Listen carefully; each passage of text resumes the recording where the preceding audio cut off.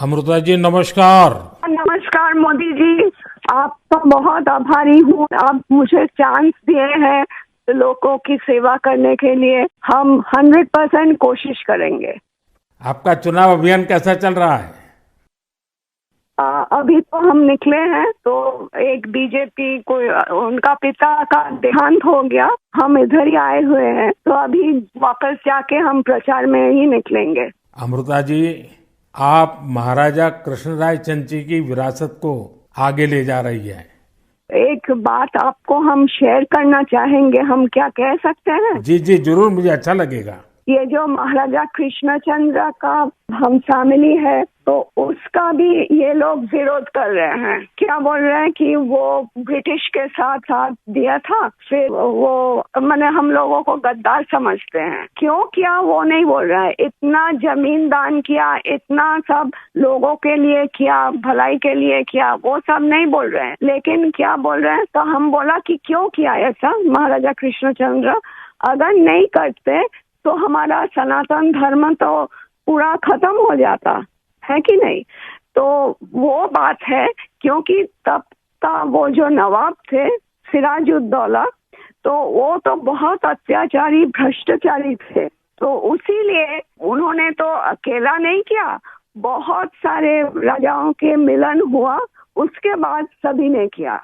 जगत सेठ भी थे और राजाओं थे। तो उसी सभी के मेहनत से ये काम सफल हुआ। तो अगर नहीं होता आज हम हिंदू नहीं रह पाते।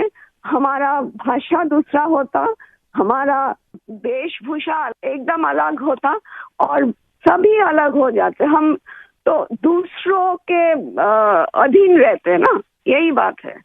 अमृता जी, बचपन में हमारे यहाँ हम लोगों को जो पढ़ाया जाता था उसमें कृष्णचंद्र राय की समाज सुधार का काम, बंगाल के विकास का काम, बंगाल के विकास के मॉडल, ये सब सुनने को मिलता था बचपन में। अब देखिए, ये वोट बैंक की राजनीति करने वाले लोग हैं तो बहुत ही अनाप शनाप आरोप लगाएंगे और 300 साल पहले की घटना निकालेंगे, 200 साल पहले की घटना निकालेंगे और बदनाम करने का प्रयास करेंगे। वे खुद अपने जो वर्तमान पाप है उसको छिपाने के लिए वो ऐसी चीजें ढूंढते रहते हैं। लेकिन जब भगवान राम की बात आती है, तो वो कहते हैं कि सबूत कहाँ है, इतनी पुरानी बात क्यों निकालते हो। लेकिन जब कृष्णचंद्र राय की बात आती है तो वो तुरंत निकालते हैं। तो इस प्रकार से उनके दोगलापन होता है और आपको इसका बिल्कुल मन में प्रेशर नहीं लेना चाहिए। आपने तो बंगाल का उज्जवल भविष्य और आपका स्वयं का जीवन भी लोगों के लिए रहा है। हाँ जी। और आपके सामने बंगाल की विरासत को बचाने की भी चुनौती है। और आप इसे कैसे देख रही हैं? आप? हम पॉजिटिवली देख रहे हैं। हमारा लड़ाई जो है लोगों का सेवा के लिए है, करप्शन हटाने के लिए है और वंचित लोगों के उपकार में आने के लिए है। आपने देखा होगा इन दिनों लड़ाई दो खेमों में बट गई है। एकदम। एक हमारा खेमा है जो इस देश से भ्रष्टाचार को मिटाने के लिए कदम उठा रहा है और दूसरा हमारे सामने वाला खेमा है, वो भ्रष्टाचारियों को बचाने के लिए इकट्ठे होना, एक दूसरे को बचाने के लिए लड़ाई लड़ना, आरोप करना। और जिन्होंने पहले खुद ने आरोप किए थे वो भी उनको बचाने में लग गए हैं। यानी उनके लिए देश उनकी प्राथमिकता नहीं है, सत्ता ही उनकी प्राथमिकता है। और इसलिए चुनाव में हमने भ्रष्टाचार मुक्त भारत बनाने के लिए लड़ना ही लड़ना है, क्योंकि हमारे देश के युवाओं का भविष्य उज्जवल बने। इसलिए भ्रष्टाचार से मुक्त देश होना ही चाहिए। आपको देखकर ही हम आए हैं। जी अमृता जी, मैं बहुत आपका आभारी हूँ, क्योंकि हमारी टोली को आपने जब ये बताया तो मुझे जरूर लगा कि मुझे एक बार आपसे बात करनी चाहिए। अमृता जी, बंगाल के अन्य इलाकों की तरह हाँ जी, कृष्णा नगर में भी बीजेपी को बहुत उम्मीद के नजर से देखा जाता है। अब आप वहां लोगों से मिल रही हैं, आपको भी लोगों का उत्साह उमंग फील होता होगा।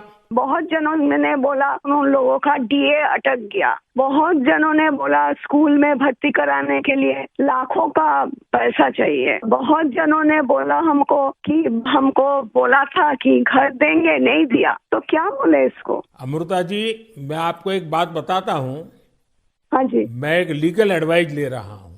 हाँ प्लीज बोलिए। हमने बंगाल में ये ईडी वालों ने करीब 3,000 करोड़ रुपया इनका अटैच किया हुआ है। अब ये पैसा गरीब आदमी का पैसा है। किसी ने शिक्षक होने के लिए पैसा दिया, किसी ने क्लार्क होने के लिए पैसा दिया।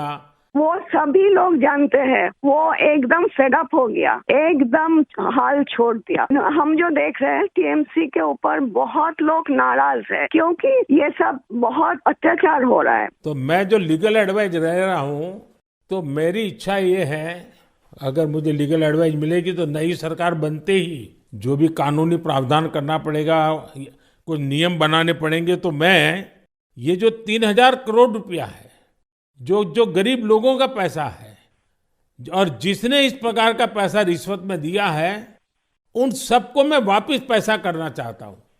तो आप पब्लिक में जरूर बताइए कि मोदी जी से मेरी फोन पर बात हुई है और उन्होंने कहा है कि बंगाल के लोग विश्वास करें कि जो 3,000 करोड़ रुपया ईडी ने अटैच किया हुआ है, वो 3,000 करोड़ रुपया गरीबों का पैसा है बंगाल के, और वो उनको वापस देने के लिए कोई न कोई रास्ता मैं खोजूंगा। ये जरूर बताइए आप लोगों को। हम बोलेंगे। अमृता जी, पूरे बंगाल में बड़ी संख्या में लोग बीजेपी के साथ आ रहे हैं।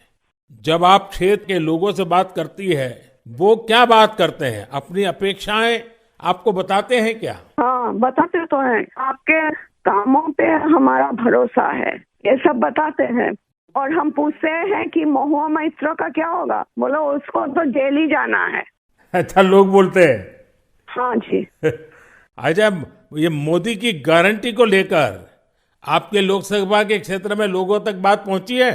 हाँ, हम तो बोले हैं। तो बोला मोदी जी की तरह हमारा भी गारंटी है, हम जरूर कोशिश करेंगे आपका सेवा में आने का। अमृता जी, मुझे बहुत अच्छा लगा आपसे बात कर करके, और मुझे विश्वास है कि आप विजयी होकर के आपके परिवार की जो बंगाल की सेवा करने की परंपरा रही है, उस परंपरा को आप आगे बढ़ाएगी। आपने चांस दिया है, उसलिए हम आभारी हैं। आपने ये चांस मुझे सौंपा है। बस आप जीत करके आइए, हम मिलकर के बंगाल के लोगों की बहुत सेवा करेंगे।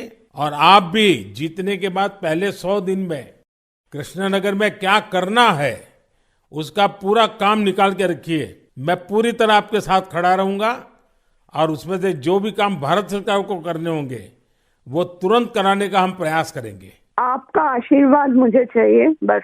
बस जनता का आशीर्वाद हम सबको चाहिए। जनता का आशीर्वाद ही हमारी सबसे बड़ी ताकत है। लेकिन आप मुझे गाइड करिए, ये हमारा रिक्वेस्ट है। नहीं, बिल्कुल हम संपर्क में रहेंगे, और मेरी आपको बहुत शुभकामनाएं हैं। बहुत बहुत धन्यवाद जी। नमस्कार।